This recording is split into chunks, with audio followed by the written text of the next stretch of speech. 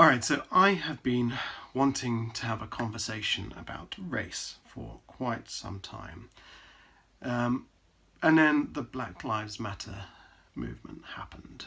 And we've seen protests on the streets. We've seen a lot of talk in newspapers. It's been happening all over the world. And there's one way of looking at it, like this is a protest, a new protest. Or there's another way of looking at it, which is this is the culmination of hundreds and hundreds and hundreds of years of oppression of a group of people, essentially based on the colour of their skin. And the problem is society has been designed for people who look like me. And that is a problem because basically our education systems, our culture, our society are intrinsically biased, which means that I've been brought up by a biased system, so I'm going to have biases programmed within me. Is it safe to say, because of all this, I am racist?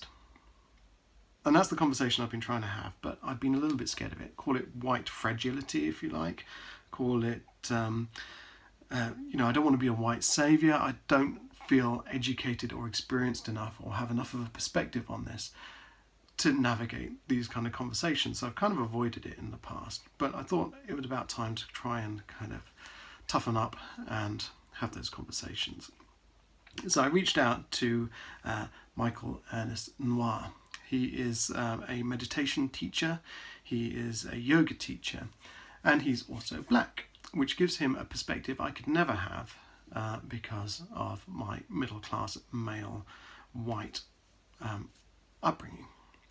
So we had this kind of conversation. It was rambling. I'm not very good at structuring these interviews, and I hope I did a good job of trying to understand how we start to address our racism, and also how we need to let go of this whole idea that we're not racist.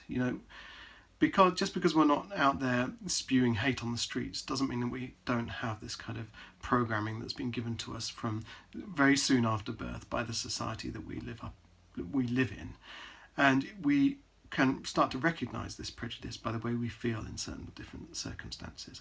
But also, I wanted to talk about how we know if we're being prejudiced, if we know if we're showing these microaggressions that we may not kind of be conscious of, but we are in fact displaying and reinforcing these negative kind of situations on other people.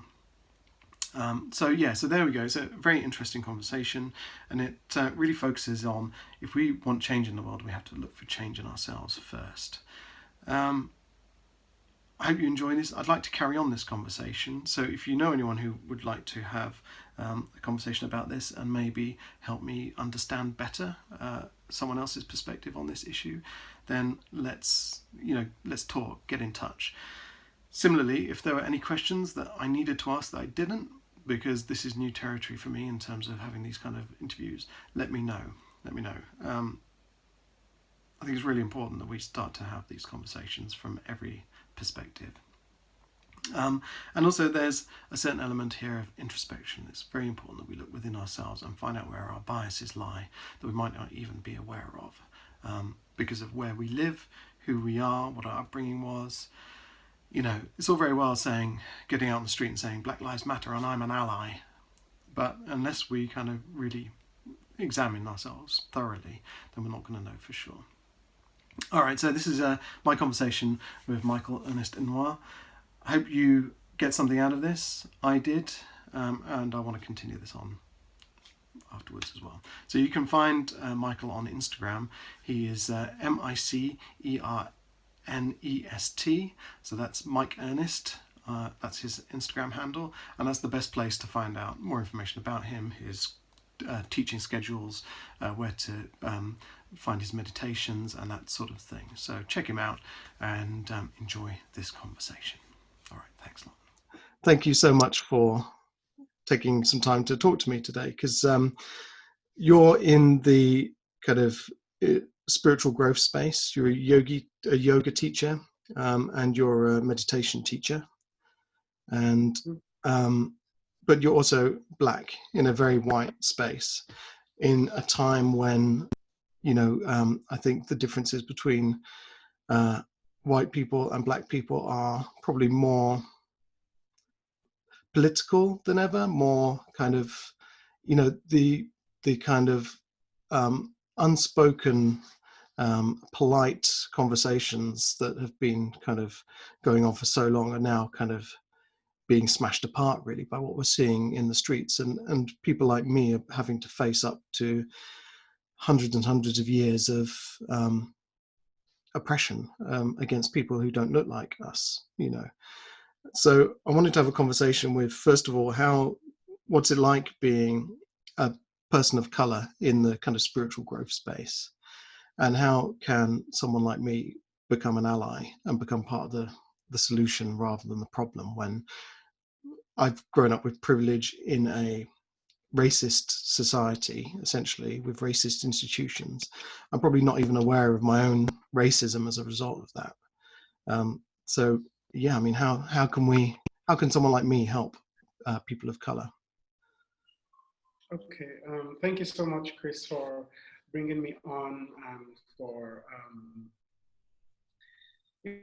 sharing your platform with me, for just talking about this, because a lot of people would rather ignore it or would rather pretend it's not going on. So I'm grateful to people like you that are using your platform to talk about these things. So thank you for having me. I think your first question was towards the angle of how I see myself in this space, in the wellness and spiritual space. How I see myself as a Black person in this space. I mean, when I started my journey, it's been one of growth and of change. When I started my journey, I didn't start my journey thinking, oh, I'm Black. Yeah. I didn't start my journey thinking, oh, there would be limitations, or, oh, Black people will not be represented in this space. I just started my journey as innocent as any other person would.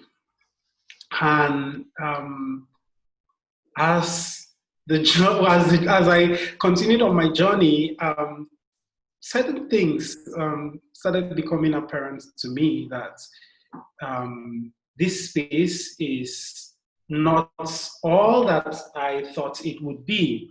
Yeah. That is pretty much the same as all the other spaces.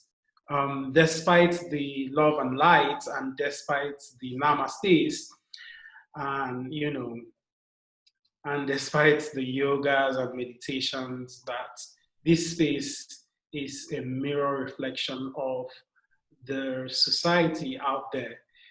And so then it started to bother me. For the longest time, I did not say anything about it. I did not, speak up about it, or I did not, like many would say, call people out or call situations out for the longest time. And for me, I wanted to approach it. I think my very last ordeal was with a yoga studio, and a particular yoga teacher that said something along the lines of, life is passing you by,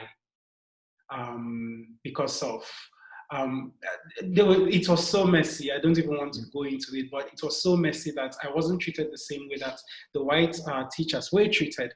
And, I was spoken to in a kind of way. And I even have, text that said something like, life is passing you by. And for me, at that point, I was super upset, because I just felt like this microaggression was too much, because I had endured for a while. And I was super upset, and I wanted to address this. I wanted to talk about this, but I also held my peace, because I wanted to come from it from a position of power, from a position of kindness, from a position of love. I wanted to approach it. Yes, you've said this terrible thing to me. You've discriminated against me, but I'm still going to approach you from a certain place. I'm still going to approach you from this space. This was all before what went down a month ago. Yeah. George Floyd and all of that. This was all before then. And I started talking about these things. And I started talking about how things like yoga and meditation and how that space was and how it was all showing up in everyday practice and everyday scenarios. And as it would, we all know what went down in America a couple of weeks ago. It's something that has always been ongoing, but this time it spiraled out of control, and Black people just said enough is enough. And all what went down, the protest to, really bringing the discourse of systematic racism and institutionalized racism to the forefront and really breaking it down. Some would argue that this is the first time that they are realizing that it's this bad, but we've been saying this thing for the longest time and no one has been listening. Almost like what I've been saying in the wellness space, or what some of us have been saying in the wellness space. We are not represented, we are not included. We have big brands that we consume, that we engage with, that do not show Black people and do not represent Black people, do not amplify Black voices. So we've been talking about this, but I just feel blessed or grateful that at this time and this point in time, that people are now beginning to pay attention because of all that's going on. Yeah. Sorry, you wanted to say anything? So go on. Okay.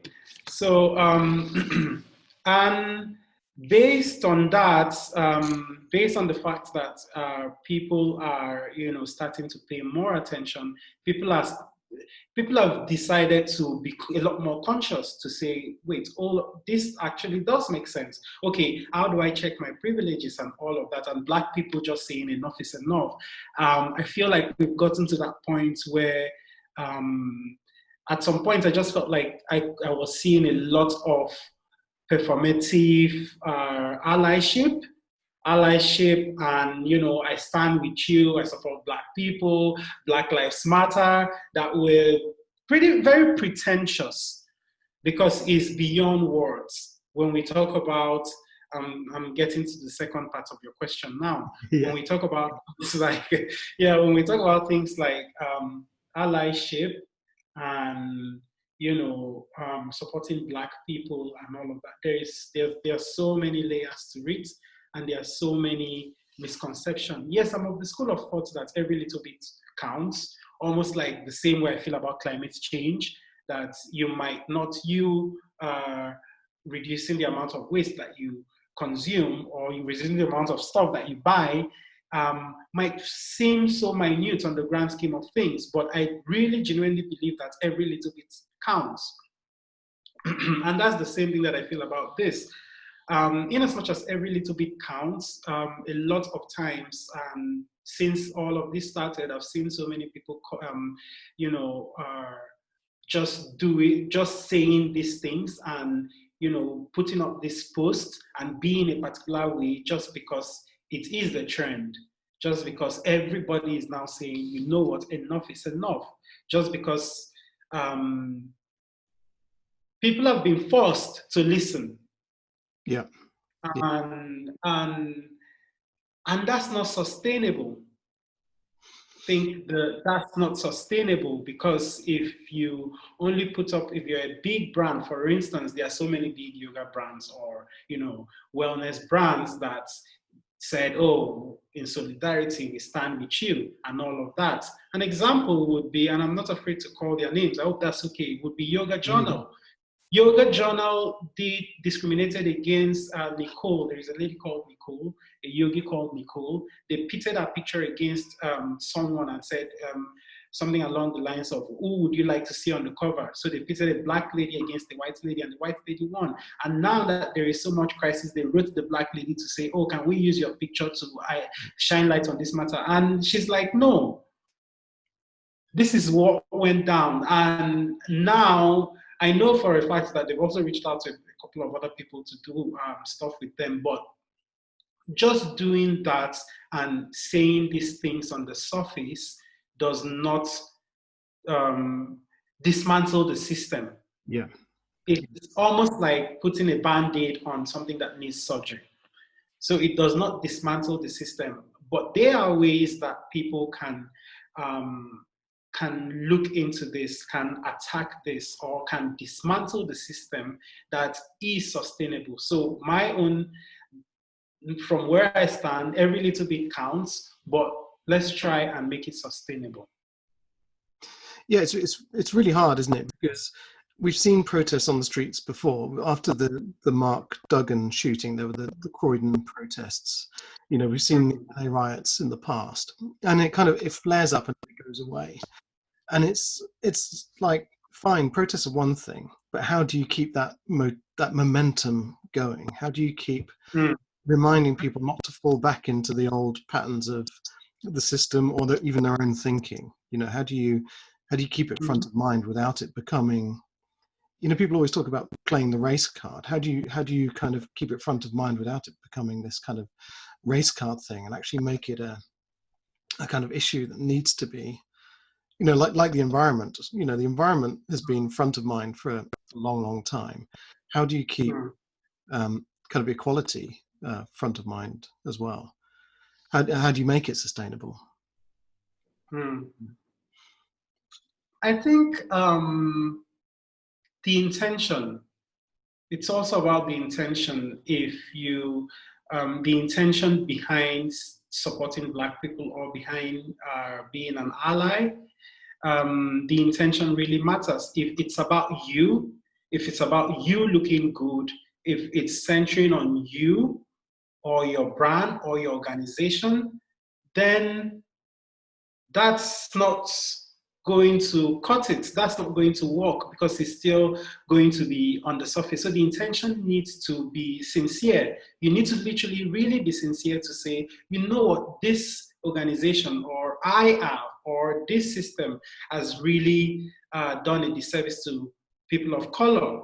And these are things I'm going to change A, B, C in my everyday life. I'm going to change the policy of this company in ABC ways. I'm going to create opportunities in ABC ways. I don't know if you get what I mean. Yeah, So yeah.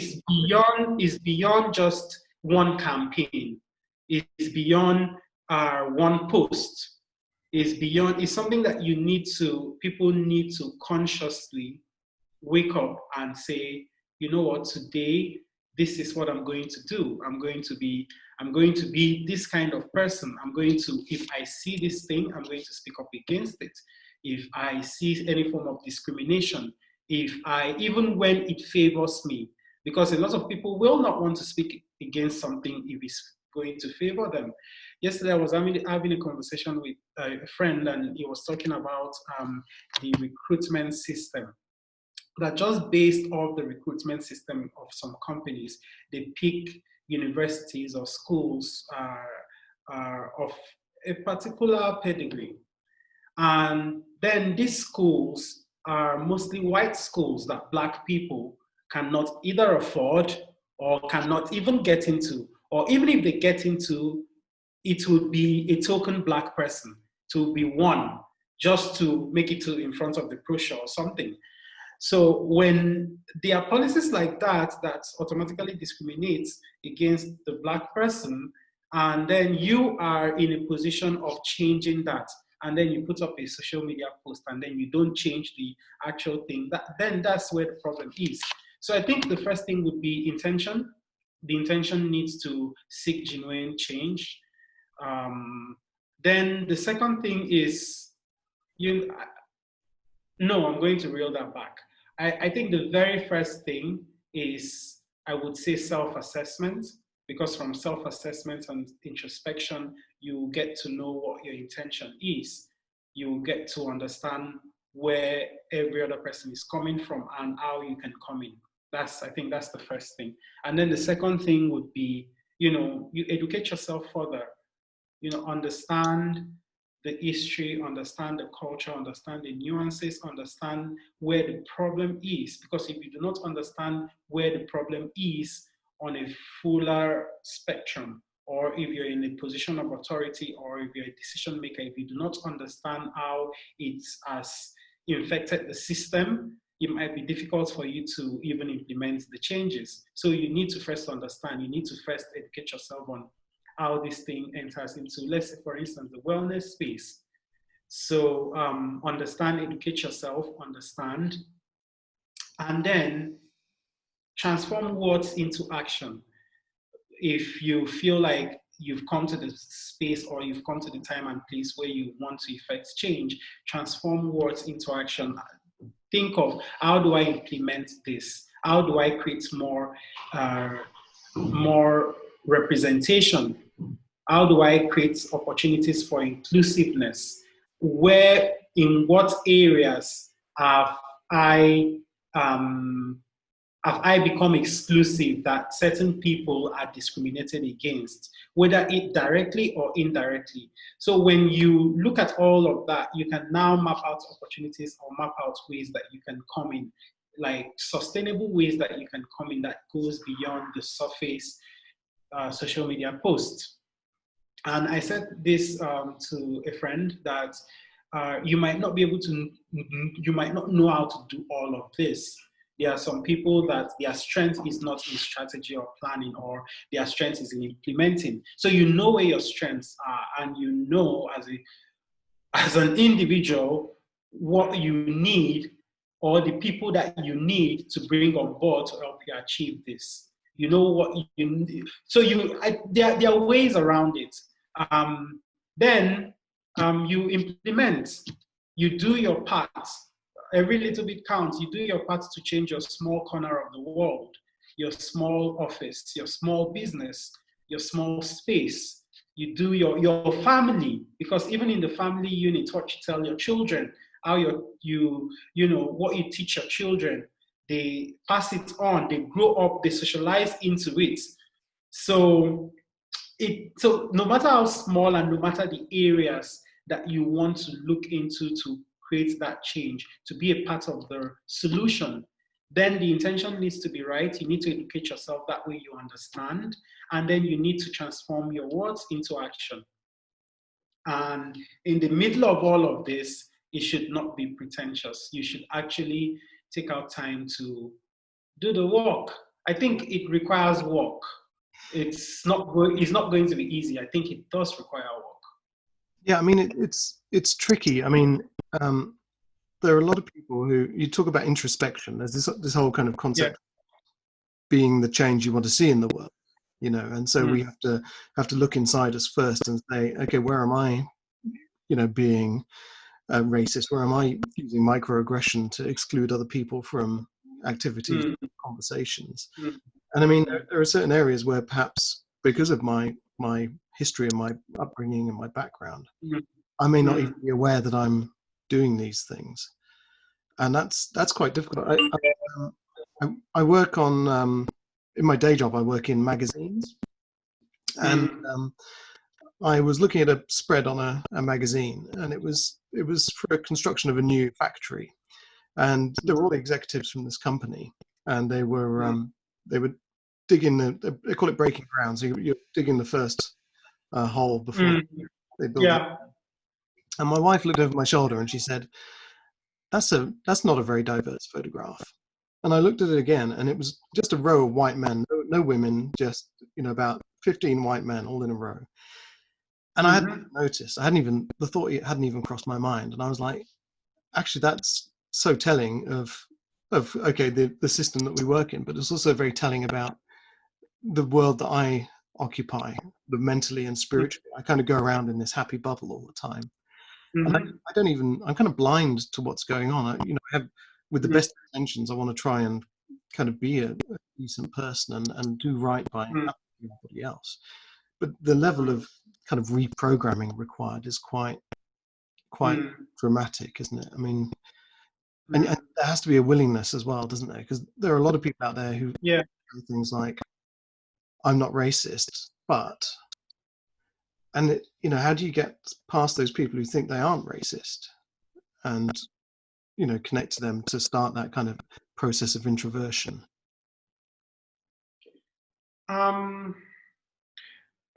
So I think for I think there should be like a willingness for for for change, or for you to there should be just be that general willingness to be human. Yeah. If people are saying we are not treated the same way, or we are being discriminated against, it doesn't mean that they are all crazy. You should actually take a step back and say, okay, what are they talking about? Is this for real? Okay, let me educate myself and step outside of myself and really see what these people are talking about. Yes, you might not directly say, I don't like black people, I don't like black people, or that the racism now it's beyond your everyday interaction with someone, or if you have a black friend, or if you've had meals with black people. I was in a debate, a bit of a back and forth on Instagram, and someone was telling me some white guy was telling me that what am I talking about? Because okay, I think one of the things that I did was there was the Blackout Tuesday, and during the Blackout Tuesday, I saw a lot of brands come to do this performative, a lot of wellness brands to do this. Oh, I stand with you, and a very quick scroll through their Instagram page, I would go 3 to 5 swipes and I would not see any black person. And these were all brands that either have bought their products or have engaged with them or something. And I am a black person. So, and then I go through your page and I don't see any person that looks like me. And I have engaged with your brand. I like your content. I view so then you come and say you stand with me. Where is the representation? Where is the inclusiveness? So one of the things that I did was to, comment, not to stir up anything, but just to tell them that you need to transform your words into action. And some guy came and then he was going back and forth, and then he threw out to me that he has had meals with black people in Africa. And I just felt like that was the most ignorant thing ever, because you could have black friends, you could be married to a black person and you could still be racist.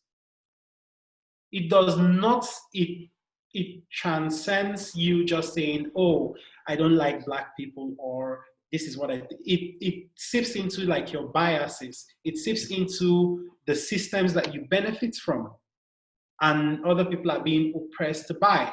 So it goes beyond the surface. And I think the first thing would just be the willingness to say, you know what, these people are not crazy. There are millions of people all over the world and they are saying this. And the mere fact that you understand their history.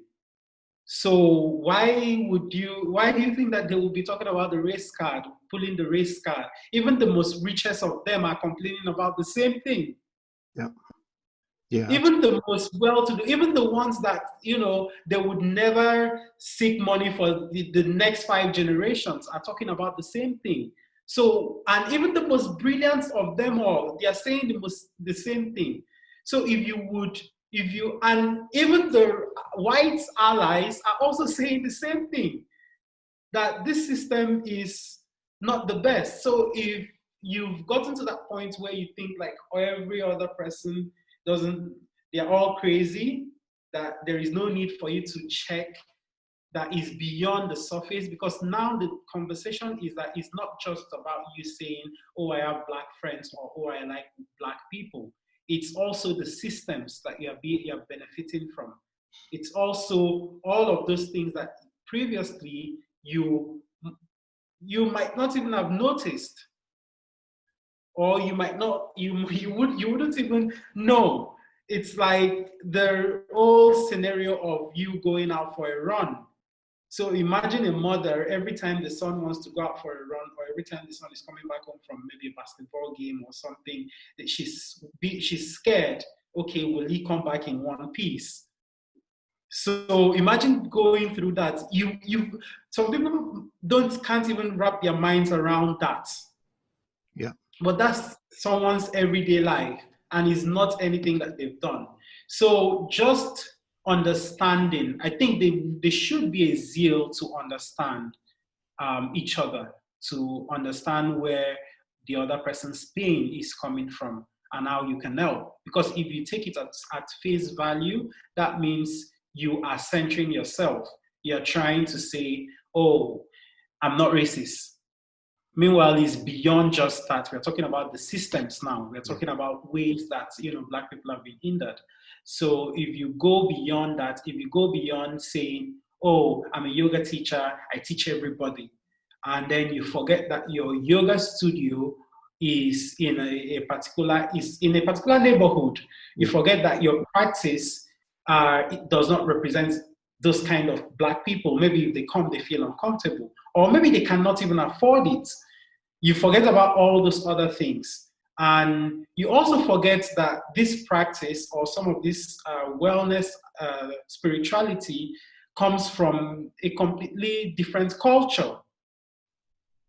Comes from a completely different culture. You don't even acknowledge the culture. You take their symbols, you take their signs, you take their chants, you monetize it, and you do not even acknowledge it. You do not give back to that community, that culture.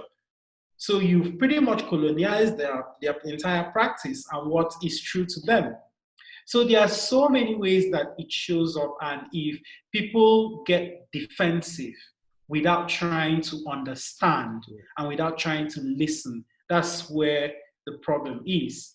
But to those kind of people, what I really do not know what to say to them, because if all of this has been said, if people are on the streets and you do not want to take a second to pause, to reflect, it doesn't take anything from you to just sit down and say, okay, what are they talking about? How does this show up in my life? For those people, honestly, I don't know what I would tell them. But for people that are willing to take out time to say, how does my bias show up? Or in what ways am I benefiting? And how can I help with the system? Then those are the people that I'm actually interested in having a conversation with. Because it's difficult yeah, because you have the government who essentially yeah, saying to us that Britain is mm, not a racist country. Yeah, mm, we know it is. We know that Britain is built on the profits of slave trading. yeah, You pretty much yeah, every high street shop or every high street organization, through who you bank with, even if you shop so conscientiously, somewhere along mm, that our mobile phones have got yeah, chemical elements in them that have been you know um, extracted from mines in some far off land that we don't know anything about, and that kind of mhm, keeps us nice and sanitized from it. But there is child labor, there is slave labor. We are yeah, here in the West basically profiting from the labor of people hundreds of years ago, even carrying on today. To pretend or to mhm, say that this is not a real problem or to be ignorant to it, you have to be willfully ignorant to it, don't you? yep. At this point, And that's what stuns me. I mean, it's when people sort of get up and say they've heard enough of this and this, and it's outrageous that people are protesting on the streets. It's like, you must know that you're turning a blind eye to the mhm, systemic racism in our education system, in just the way our society is built in the first place. mhm, It's really hard. I mean, like you said, I suppose it's going to be nearly impossible to get the message across to people who aren't prepared to listen. But we have to yeah, look inside ourselves, I guess. yeah. I think, I mean, there is nothing that stops me or that stops people from still planting the seed, Yeah. but I wouldn't hold my breath. Of course, if I encountered someone like that, I would try to, educate them to the best of my ability, but I wouldn't hold my breath because some people only listen to respond. They don't listen to digest or introspect or understand. So I will still plant the seed. I will still say these are ways that racism shows up: A, B, C, D, E, F. And if you do not see any link or any connection still, and if you still feel like, oh, enough is enough, you people move on. It's okay. You've ranted for how many weeks now? Now move on. It's not so clear cut for a Black person, because what are we? We're moving back into what's been there for centuries. Yeah. And so, yeah. But I do believe that for people that are open to listening, for people that are open to, creating the change, there are so many ways that people can support. There are so many ways. Just sitting down to say, the same way that people that are environmentally conscious are the same way, the same things that they do, they sit down, they look at the system, they are like, okay, which corporations are contributing to the pollution of the environment? Okay, I'm not going to consume this, I'm not going to buy anything from this. Is this organic? Is this biodegradable? This plastic, if I cannot recycle it or if I cannot reuse it, then I'm not going to consume it. I'm not going to eat meat. So it's a conscious effort, because the system is there. The system is one that will destroy the planet if we are all nonchalant about it. So that's the same thing with this racism thing. So you need to actually sit down and say, in what ways can I bring forth that change? What am I going to cut off? What am I going to support? Black businesses, if you want to amplify Black voices, or if you want to, represent and include Black voices. Let's say, for instance, you're a yoga studio. Don't pay them any less. You need to respect and value their talent as well. Don't pay them lesser than that you would pay the other teachers. And also take into consideration that I hear that in some places in the world, or in some yoga studios, that you must have taught yoga for an amount of time before you can teach. If you want to bring in Black teachers and you know that they've not had the opportunity that a white teacher would have to teach yoga for so number of years, and then you still have a structure like that, you're excluding them. Indirectly, you're excluding them. So you need to take all of these different things into consideration. Just make life, the practice, and everything equitable. That way, everybody benefits from the system. Because if we even talk about equality here, even if everything is equal, because right now we feel like everything is equal, even though it's not, we feel like everything is equal. But even at that, even with equality, you've been given a head start. You have all of this wealth that you've accumulated. So it's more about equity now than equality. But in terms of the way that you treat people on the everyday level, nobody's asking for any special favors in terms of you just being a good human being. Just treat the Black person as the next white person. So I think just investigating and going through, one's practice and one's life, there needs to be that zeal and that passion for a change. Before then, you can sit down and say, what actions do I need to take? What should I cut off? How can I show up in this area? And what do I need to do? It's a conscious decision. It's not a one-off. Because if it's a one-off, then it's not sustainable.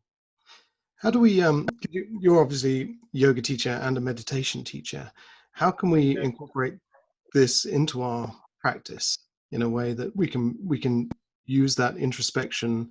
I mean, I use meditation to find a kind of personal peace and contentment, but can we also use meditation to make us seek out our biases? And how can we be better in terms of this whole argument through our own personal practice? What techniques or approaches can we use for that? Okay. So in terms of meditation, because we all know that meditation fosters mindfulness. meditation and mindfulness, they go hand in hand. So mindfulness will bring you to that point where you are aware of the present moment. You're aware of the time and space and everything that is going on. And mindfulness will open up your awareness to things. I always tell people this story that when I started meditation and yoga, that my awareness just heightened, it skyrocketed. I could see a plant and that I could pass a road that I would pass a million times, or I had passed a million times before without noticing the tree. But because of meditation and mindfulness, all of a sudden I'm noticing the trees, I'm noticing the leaves. So it opens up your awareness. So when you meditation creates that, mindfulness to the point where your awareness is a lot more, you become a lot more aware of other people, of other things, of animals, of the planet. You just generally become a lot more aware. So if you are mindful and if you're meditating and you are bringing up these inquiries and you're bringing up these questions or these topics or these ideas or these concepts are at the back of your mind, it will pop up every now and then during meditation. Because meditation is not about not thinking about anything or, making sure that the mind is blank. Your mind will drift or your awareness will drift every now and then. Your thoughts will come and go. It's about once you notice, you let it go, you return to your present moment, your practice. And it will come and go. You will notice. And naturally, you become the clutter in the monkey mind and all of the noise in your head quiets down. You might not notice when you're practicing. It might be after you're practicing, but the practice goes hand in hand with just noticing and becoming a lot more aware, a lot more mindful of your environment, of the way you're treating people, of the way others are treating people, because you also need to come to the place of holding other people accountable, holding your friends accountable. If you see someone being mistreated, or if you see a scenario where discrimination is coming in or systemic racism is coming in, you should also be, an ally enough to hold another person accountable for their actions, for their misactions. And so yes, meditation will pretty much open you up. And I like a particular type of meditation. It's more or less like a grounding meditation where I use a journal. And I start out my practice with certain questions. You could start out your practice if you want to go into meditation with maybe a truth list. What is true to me? Yep. You identify everything that is true to you. It could be 1,000,000 words, it could be 3 words, it could be 1 word. You identify that. So I use this method.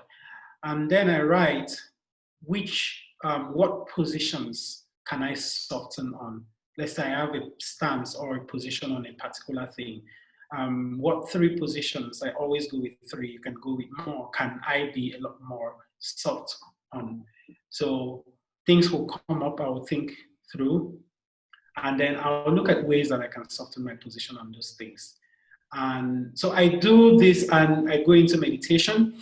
And of course, I can ask myself a lot of questions, different questions, to open me up to see how I'm feeling at a particular point in time. I could write these questions down and I take a pause, I take a moment, I really think through it and write down how I feel about the particular scenario or what the particular scenario, how it shows up in my life. So I don't know what personal questions when it comes to systemic racism that you can push out to ask yourself, but I do know that if maybe it's something I should actually work on. But I do know that if you can just take a pen and paper and just go through some of the questions or some of the thoughts that are popping up in your mind or that are showing up in your mind and just really sincerely answer those questions. Do I care enough? Could even be a question. Do I care enough? Could be a question. Have I turned a blind eye in the past? could be a question. Yeah. So you could, I don't know what questions you one can, but you could do that, and then you go into this meditative state. You don't necessarily need to dwell or focus on your question, on the answers to the questions or your questions. You just go into your practice, and however the practice is structured, and by the time you come out of it, you look at those questions again. You might have different answers. You might have softer positions, but yeah. It's difficult, isn't it? Because, I mean, mindfulness and meditation are supposed to be non-judgmental practices. Yeah.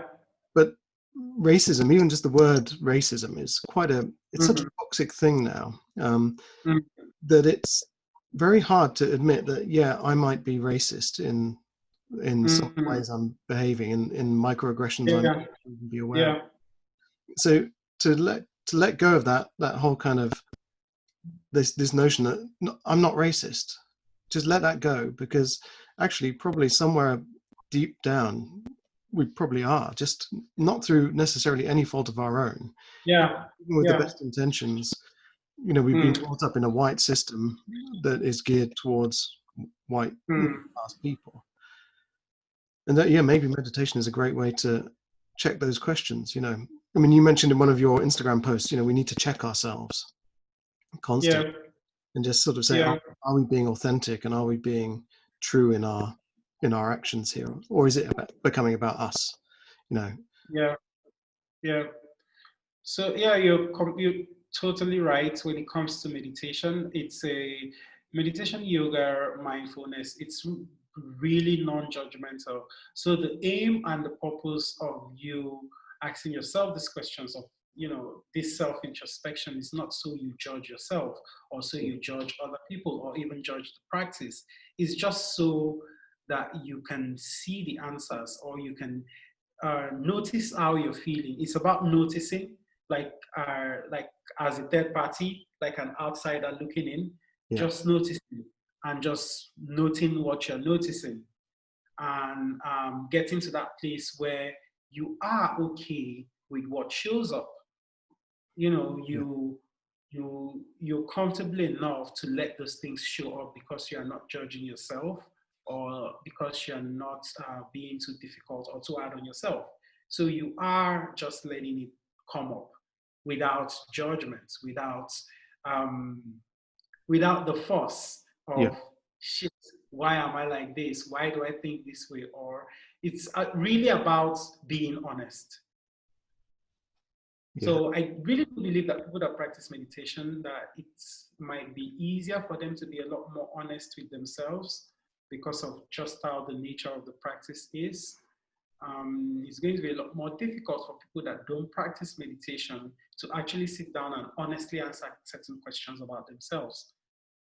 Yeah, there was a very clever and much wiser person than me said, facing things doesn't necessarily mean you're going to be able to change them, but nothing can be changed until you face them.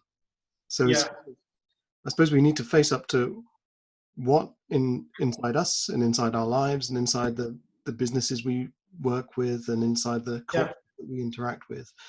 Are we really happy or unhappy to be dealing with? What are we turning a blind eye to? What behaviors and practices do we need to change in ourselves and in the systems that we interact with daily? Yeah, true. That's so beautifully said. Because it's first about acknowledging those things, that those things are there, or those feelings, or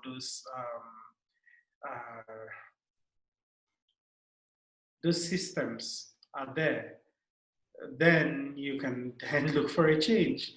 Because if you don't think that the system is there, then how are you going to change what's not even there? So it's about noticing and first acknowledging that this system is here, and that it needs to, be looked into, that you need to do your own part. Yes. So I completely agree. So I know I've kept you talking for nearly an hour now, so I'll kind of start to wrap. I'm enjoying this. I'm enjoying this. Oh, good. I'm learning a And lot. I know every now and then I go on a tangent, I go off, but No, it's good. It's very useful for me yeah, because there's so much that I haven't considered because I don't have the perspective or the experience to understand um, yes, several things, you know. So it's really useful. But also, yeah. I'm not a great interviewer, so I'm quite happy when people are quite happy to kind of really get into things and carry on with it. So that's really good. I, I couldn't tell. Thank you. There is one thing I suppose about meditation and yoga and this whole notion of self-awareness. Yeah, Um, I mean, I worry about because I kind of said I looked at my previous podcasts, people I've interviewed, and the majority of them are white people.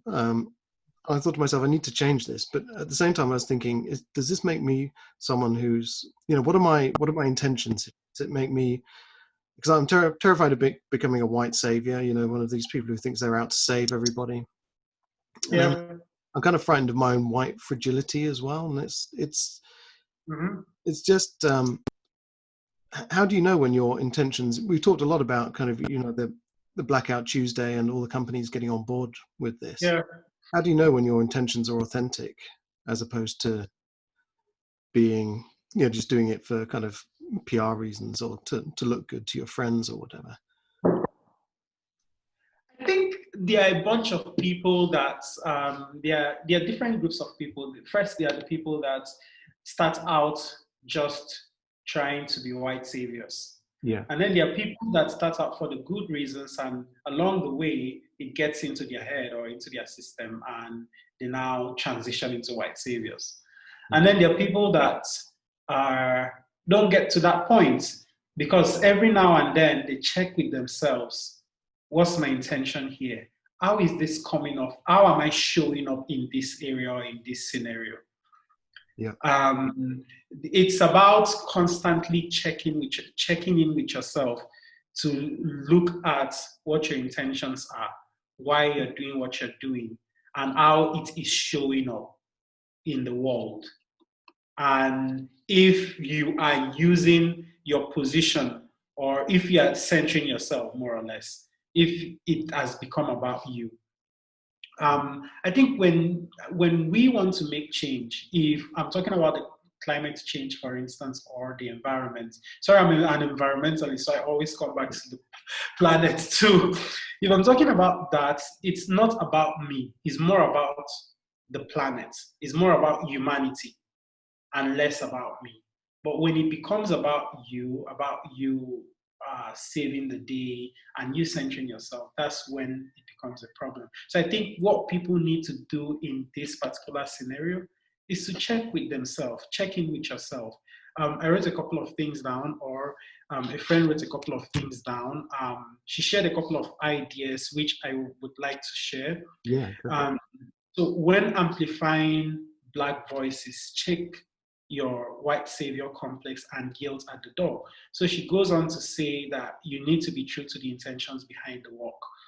And I think that's really key. And then the second thing was do not be lazy. So she said something along the lines of do not be lazy. If you want to create change, or if you want to show up for a person, take out time to really know the person in front of you, to really understand what this person represents, to really let it not just be for show. Okay, the black guy in the back, come to the front, let's take a picture of you. Know the black guy's name, understand his struggles, understand his pain, and really understand who he is as a person. Because if you don't, then it's patronizing and insulting, and it does more harm than good. Um, the next thing, I think the next idea was to understand the value of work. I think I've talked about this, Yeah, which is if you meet a black person, the same respect that you would give to a white person's job, give it to that black person. If you pay a white person $50, pay the black person $50. So I think coming at it from that point, and if and there are little microaggressions that I don't even want to go into. And then, of course, do not center yourself. Um, and if you notice that your intentions have derailed, yeah, take a moment and pause. You don't need to come back immediately. You don't need to pretend that your intentions did not derail. You need to take a moment and pause and realign your intentions, realign with yourself, and then come back. It's almost like, a football game. Take a break Yeah. and, rehydrate, and then come back. Come back when you know what the purpose and what the goal is. You've reminded yourself, you've recommitted to it, and then you know what it is. And of course, there is the money aspect. So put your money where your mouth is. Support these people, support Black businesses, and all of that. And then, of course, respect the culture where it is coming from, and respect these people's culture. Yes, we are all the same. When at the end of the day, we are all humans, but some people they have an history. There's an entire history of where they are coming from, and for you not to, if you respect someone, it's almost like if you respect someone, you will try to understand where they are coming from. You will try to understand their history, and you, especially in the wellness space, it's really, I feel like it's on, I don't know the word to use. It's disturbing for wellness practitioners or yoga studios or certain teachers to teach in certain environments or to teach in certain countries or to teach in certain regions. And one, they are not um, trauma informed. Yeah. Because if you teach in a previously colonized state, then it's likely that these people might be suffering from some sort of trauma. If you teach in a really, really poor neighborhood, they might be suffering some. If you teach in a neighborhood that is filled with, crime or with violence, they might be prone to certain things. So I think in the wellness space, to take it a step further would be for you to be trauma informed. Yeah. That way you understand when certain people come, you understand how your practice shows up for them. For you to take out time to understand their culture and nuances. Just understanding, the way that they think. Something, because I travel a lot, something that is so common in certain places. Let's say, like, snapping the finger to draw someone's attention might not be a problem in a particular environment, but in another environment, it might be a problem.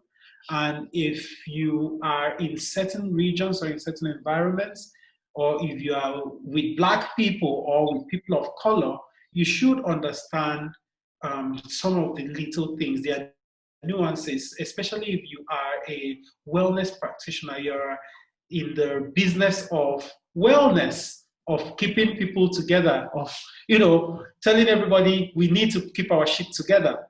If you are the one that is, convening all of these people, you need to be informed. You need to understand. It's almost like understanding your target audience or your target market. You don't understand one sect of your target market and then you neglect the other ones. You understand all the difference, whether they are in the primary category or in the secondary category.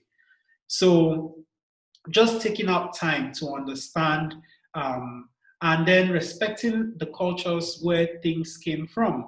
And yoga is so appropriated, it's so colonized. Just yoga and meditation itself, respecting the culture, understanding, taking into consideration the history of the people that started this thing, this practice, and all of that, and not appropriating a particular practice also goes a long way. So I think there are many ways we could talk about it up until tomorrow. But I feel like for the most part, people that want to create a change, that they will take out time to look at areas in their lives, in their everyday lives, in their practices, in their studios, where they can create this change or where they can plug in these changes in a sustainable way. It's funny. I mean, you talk about the wellness space, and I know the wellness space is kind of very whitewashed at the moment. which Yeah. which is ironic because the whole of meditation and yoga ultimately it boils down to taking a moment and listening. Listening to yourself, listening to the world, and to taking that Yeah. to understand. And so it just seems that this is just a part of that. This is what we need to do for ourselves and for each other, is just take a pause and listen more than anything else. Put all our kind of agendas and our egos aside and just listen, Yeah. as human beings more than anything else. Yeah. Yeah, the core concept of yoga itself is about unity. It's about being united, coming together. So if you even if people are serious about this, it's pretty much trying to say, okay, you know what, I'm going to practice all 8 limbs of yoga. If you practice all 8 limbs of yoga, you will be kind to animals. You will be kind to Black people. You will speak up when you see injustice being done to animals or being done to Black people. I don't know if you get what I mean. If you practice it in the truest form of the practice. Yeah. Of course, it's not as easy as that. For a lot of people, it might be challenging. I understand that and I respect that. But I'm just saying that if you even say yoga and wellness or meditation, what the practice embodies or encapsulates originally without you going too far, embodies all of this. It captures all of this. All what we are talking about, they're all interwoven into the practice itself. It's just that for a long time, people have decided what part of the practice to, take and what parts to drop. So I think it's just going back to the foundation and just saying, you know what, this yoga, this meditation, what does it really represent? Yeah. Yeah, absolutely. What does it mean, historically, culturally, or otherwise? What does it mean? What does this practice mean to me? When we say wellness is a human right. So even if you're not a yogi or a yoga practitioner or a yoga teacher or a meditation teacher or practitioner, if you are even in the wellness space, wellness is a human right. And if you care about other people's well-being, you will make sure that something like wellness is inclusive, that it includes everybody, that it represents everybody, that everybody is given equal opportunity, that everybody is, given a voice. And of course, you might not be the one that is blocking people or not giving people voices, but they certainly are areas in your small corner that you can change. Every single human being, it's almost like every single human being contributing to reducing their carbon footprint. Every single human being, you can contribute to making sure that the world is a better place. Yeah. And I suppose, this podcast is very loosely about being better, having better lives. And I guess if we want to be better people, then we have to stand up for what's right. We have to call it out when we see it. We don't necessarily have to be out on the streets protesting, trying to bring down the government or anything like that.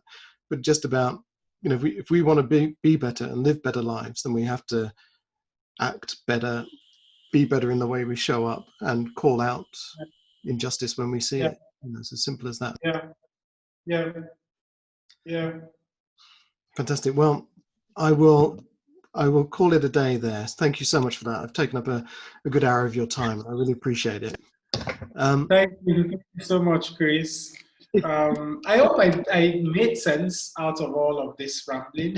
Yeah, but, no. but I'm not very this was structured in my thoughts. So it's I look at your what is it, your random talking videos on Instagram, and I feel like that's just me all day, every day, just rambling and talking. But there is sense in there, definitely.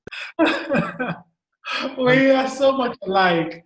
My thoughts sometimes are all over the place, so I like to do those random talking videos. where I just, go off. I think it's good practice as well. It's good practice to just kind of get your thoughts in order and to, become a Yeah, better speaker. When you're in situations like this, it'd be very easy yeah. to stumble over your words and make a complete mess of it. And I think we did relatively well today with our conversation. I think we did all right. I hope so.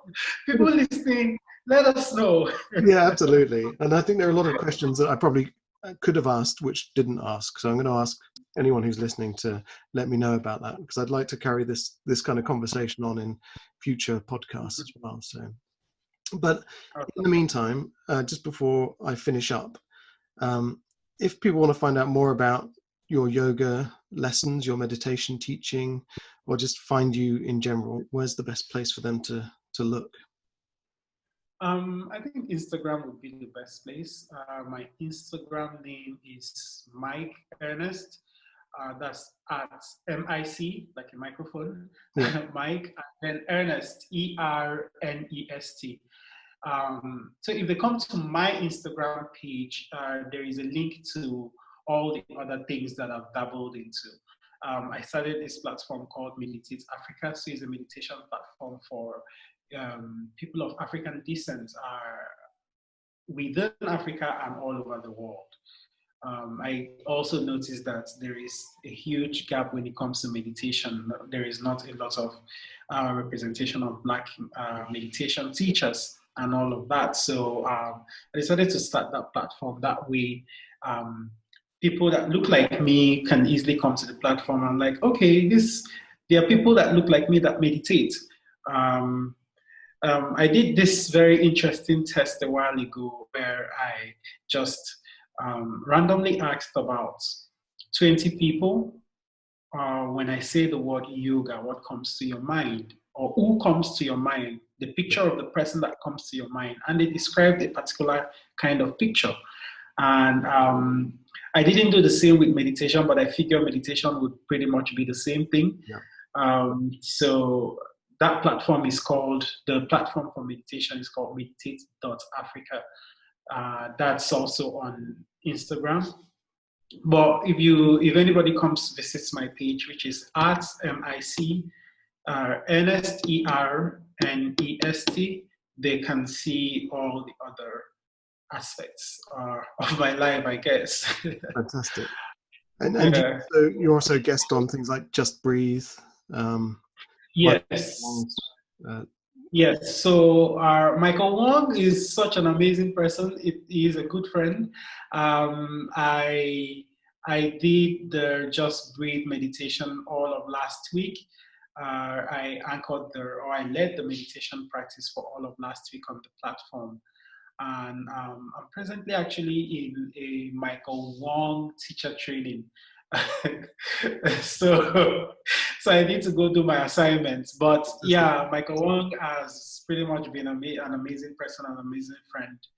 So yeah, I hope to get back on Just Breathe meditation platform to meditate some more.